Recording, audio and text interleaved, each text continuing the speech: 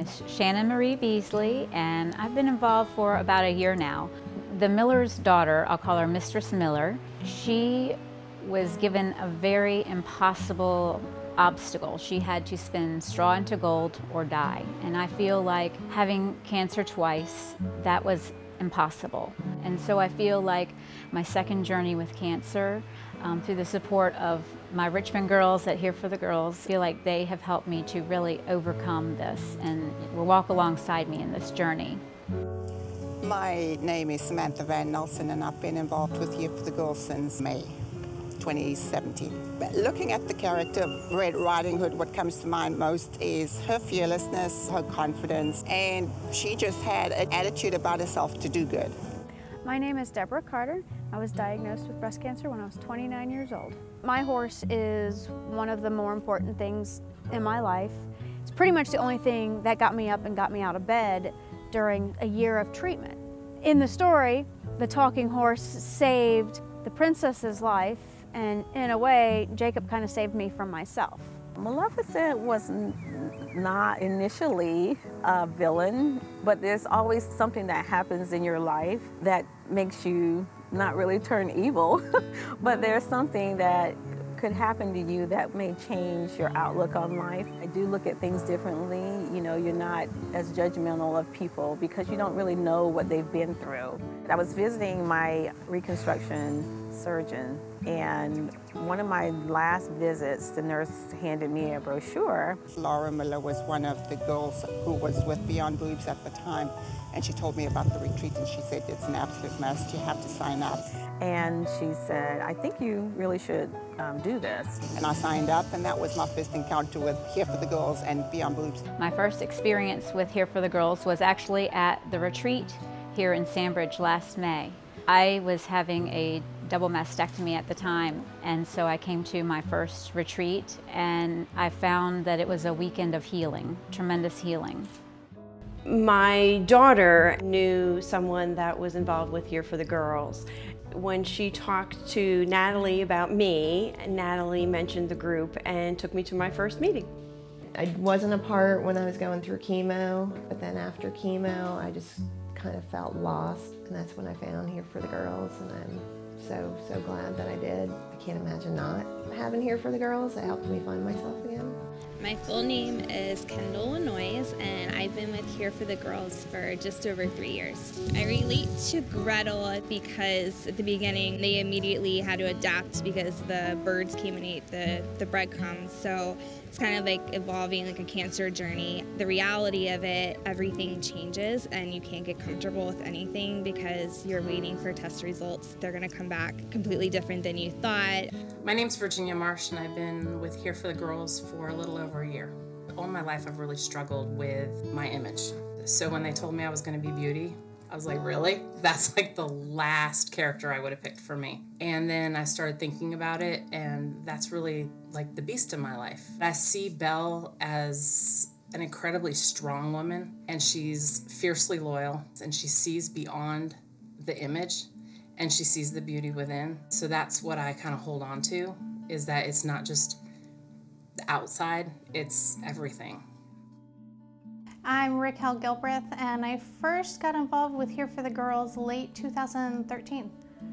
For me, the story of Snow White embodies purity and innocence, vulnerability. She was very unaware of all of the people that were out to get her and all of the harms that were around her, and she just went on about her day, helping people and loving life. And that positive attitude is what can help make your day or break your day. My name is Ashley Guerin. I've been involved about 3 years. Even with all the curveballs I've been thrown, it's never changed who I am to the core. I think that's the biggest thing about Cinderella. She's always been kind and always had courage to deal with anything that she's thrown. And she's had evil stepmother and evil stepsisters, and it never fazed her. So I think she deserved that happy ending. And I do have a fairy godmother in my life. She's been my best friend since I graduated high school, and she's always been there through my ups and downs and helped me get through everything. I can be more vulnerable with her than I can some of my family members, and so she's really helped me with that. I have pulled a lot of positives out of it. Most of it has been the friends I've gained and we call them my cancer mommies, and just the drive to not wait to do what you want to do. That was one of the gifts that cancer gave me, was learning to appreciate life more. So now I don't put off things. Like, it's been 5 years since my diagnosis, and I have done so many more things and stepped out of my comfort zone. Being a calendar girl is one of those things. Definitely do your homework. Make sure you understand everything. I mean, it's going to be hard because, I mean, that news is definitely traumatic. I've always been a healthy person. I never thought that this would happen to me. Get it checked out, whether you think it's something or not, because it's a lot easier and better to treat it early than wait. I want my kids to remember that even though it just knocked me down and took the wind out of my sails, that it didn't defeat me, and I beat it with their help and their encouragement and their strength. You know, don't sweat the small stuff. You know, embrace life and don't hold back. Dream.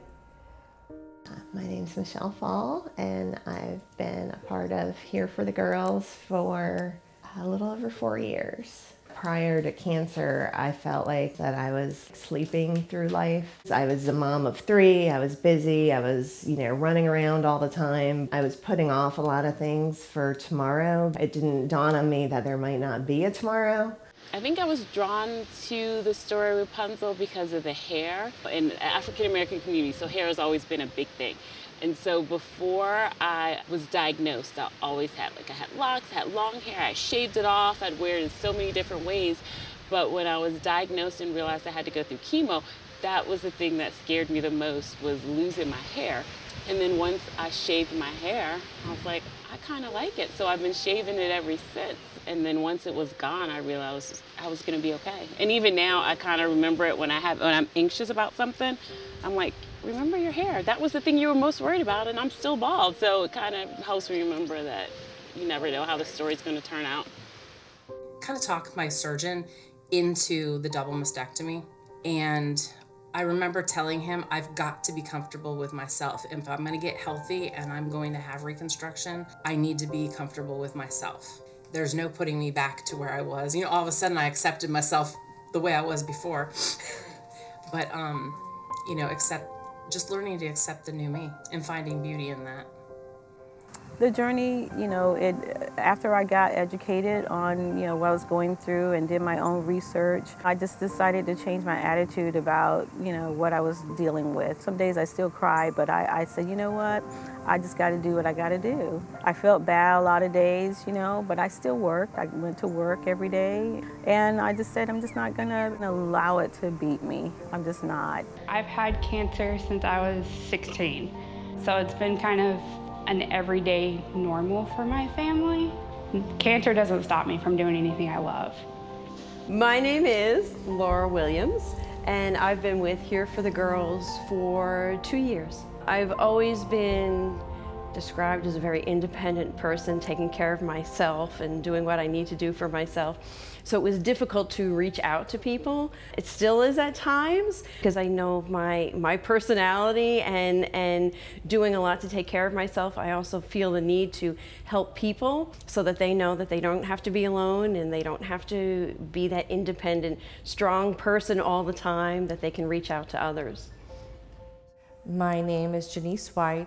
The things that stick out most for me in the story of Snow Queen, the relationship with the little girl and little boy that were best friends, and he ended up being cursed and frozen, and she had to go find him and save him. And that friendship means Here for the Girls, all the boobers and everyone I've met. Definitely my husband was my rock, and my kids. It was the first group of women that weren't catty, and they weren't all about themselves. It was, how can I help you? What do you need? What can I do for you? And nobody was afraid to share their story. Nobody was afraid to share their scars. Whoa, It's okay to do that. To have like-minded people that I could relate to made all the difference in the world with healing and surviving. I've been able to be more vulnerable to the people that I love and are in my life. You have your friends and your family to rely on, and then if you're part of the support group, you have all of your sisters. I would strongly encourage them to reach out and find other survivors, to come to a support group. And you're diagnosed and you're like, I don't want to call a stranger and I'm not going to go to a support group, but you get so much out of it. I mean, they can see that I'm struggling and I can be honest about struggling and know that they're still going to be there and they're not going to start worrying about me and have that look on their face. The gala was incredible, and I felt like I looked beautiful. And then they put a tiara on my head. And for the first time, I thought, wow, people are looking at me and identifying me as a breast cancer survivor, not from my breasts or what I've been through, but from the tiara on my head. And I danced that night.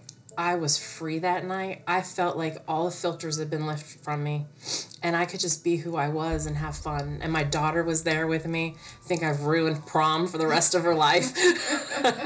It's nice to have a support system where you can actually go and speak to women who's been through the same thing that you've endured, understand the terminologies that you're talking about, the fatigue that you're experiencing. I think sometimes your spouse, they supportive of what's happening, but they think because you're done with the treatments that you're done with it. And for me, and I'm pretty sure for every other survivor, the one thing nagging in the back of your mind is when it's coming back. I started out really needing the group, feeling kind of lost and not wanting to bring things back home. But you don't want to do this by yourself. It's something you think you can do, but really you need to get out and you need to be able to express yourself. This group of people that I've grown to know pretty well does a phenomenal job of helping other women to overcome these struggles and to keep being strong. When I came to retreat last year, I was in the middle of chemo. I was halfway through, and I wasn't going to come, and my oncologist encouraged me to come. And so from the time I was diagnosed until the day I came to the retreat, I always felt like I had to show strength for everyone else. And I felt like that first retreat, I just took energy and knowledge, and I didn't have to have all the answers. I didn't have to be strong. It was amazing because people were willing, they just gave and they wanted to know and they wanted to answer questions and everything. And I hadn't had that experience. I left here that Sunday like with so much energy and I felt like I'd just been restored. Like it just filled me up. Something that was so valuable is finding a support group that has individuals in it that are on your same journey and maybe just ahead of you in your journey, so that you can have hope when you're looking towards the future of, how am I going to get through this? Well, you have a support of people that have done it, and that will motivate you to get through. It's the beginning of a new journey, of something different. And if you embrace that journey, then it doesn't matter if your journey lasts 6 months, 6 years, 60 years. It's your journey, and you write your story.